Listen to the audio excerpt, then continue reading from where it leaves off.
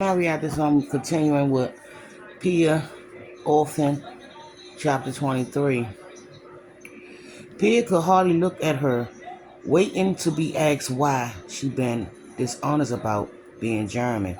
At the same time, she was amazed at how quickly Nurse Wallace told lies. Between that and the money in her bag, what else was she hiding? Had she looked for her brothers at all? It was hard to believe, especially now that she admitted to being hating, admitted to hating Germans. Except, except calling the nurse a liar was like the pop calling the kiddo splat. She done nothing but, this thing dark again. She done nothing but, wait a minute, lie. Wait a minute. She done nothing but, know that, lie since she arrived at the Hudsons. Right then and there, her she made up her mind that as soon as possible she would tell Mrs. Hudson everything. After what felt like forever, Mrs. Hudson softened and she turned to Nurse Wallace again. Well, regardless of how you found out, she said, I don't appreciate you calling Pia a liar. I truly don't care if she's German, and I'm sorry I said anything to make her think otherwise. She gazed tenderly at Pia. My children love her, and my husband and I appreciate everything she's done for our family. We're extremely grateful to have her here, and this is her home now. Relief loosened Pia's shoulders, and her eyes flooded with gratitude. She couldn't believe what she was hearing. One of her secrets was out of the way, and Mrs. Hudson didn't care. She didn't tell you, did she? Nurse Wallace said with a satisfied smirk. See, you can't trust Germans. They lie about everything. She even tried to make you think your daughter is sick to cover up the fact that she was listening to our conversation. I wasn't going to tell you this, but she tried to steal from me once while you and I were visiting in the parlor. That's not true, Pia said. Stop lying, Nurse Wallace snarled at Pia. It was the day before I brought Cooper here. She turned to Mrs. Hudson again. Remember the time we heard a noise out in the hall? It was her trying to get money out of my bag. Hurt and confused line in Mrs. Hudson's face. She held Elizabeth even tighter, making her squirm. That's not what I was doing, Pia said to her. I swear on my life, ma'am. I wasn't trying to steal anything. I was trying to look at her ledger because she twisted her fingers together, trying to gather her courage. Her mouth felt dry as dust. She had to tell her about Ollie and Max now. There was no other choice. I was trying to look in the ledger because my baby brothers disappeared after my mother died of the flu. When I saw Nurse Wallace at St. Vincent's, I asked her to look for them, but I don't think she did. I know she don't like me because I'm German and because I upset her the first time we met, but there's nothing I can do about that except apologize. I needed her help, but she acted like she didn't care. I was hoping the ledger had a list of the orphanages and other nurses in the city. That's the only reason I was looking in her bag.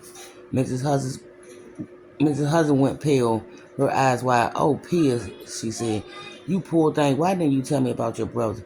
Because it's a long. Pia paused, not sure how much she should say in front of Nurse Wallace. It's a long story, and I was afraid you wouldn't understand. She held her breath and waited for more questions. But thankfully, Mrs. Hudson turned to Nurse Wallace again. Can you help her? She said. Nurse Wallace stared at Pia for what seemed like forever. Her pitiless eyes boring into her as if trying to read her mind. It was hard to tell if she was angry or trying to come up with another lie. She rubbed her right temples with her fingers like she had a headache or was thinking so too hard. When she finally spoke, her face was unreadable. Where were your brothers sent to? St. Vincent with you? Pia shook her head. You know they weren't. Why not? Nurse Wallace said. Pia's face grew hot. Why would she ask her that? And what difference did it make? I don't know. I got sick, and when I was released from the hospital, they were gone. So your mother passed while you were ill? Nurse Wallace said. Pia swallowed and nodded, praying they couldn't read the truth in her eyes. She'll tell Miss Hudson the rest of what happened, but not here, not now, not in front of Nurse Wallace. Did you go to the police? Miss Hudson said. Pia shook her head. I never got the chance because the nuns sent me to St. Vincent's.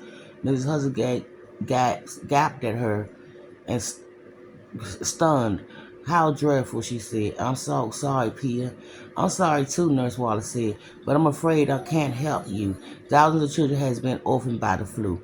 Trying to find your brothers will be like looking for a needle in a haystack. But you helped the babies at St. Vincent's, Pia said. And Cooper, Mrs. Hudson said. Move! Pop! That's a difference, Nurse Wallace said. I'm not a detective and I don't have time to be one. I'm sorry. She picked up her bag, getting ready to start for the door. Please, Pia said, I'll do anything. Someone has to know something, even if she nearly choked on a growing lump in her throat, even if they're dead. Nurse Waters turned to face her again, her features dark and intimidated. Like I said, I can't help you, especially when you're still living. If your brothers are anything like you, it's just further proof that the world is better off without more Germans anyway. She spat the words out with contempt. Mrs. Hudson gasped. Then her face went hard and she glared at Nurse Wallace. How dare you say such a horrible thing to Pia? In any or anyone else for that matter.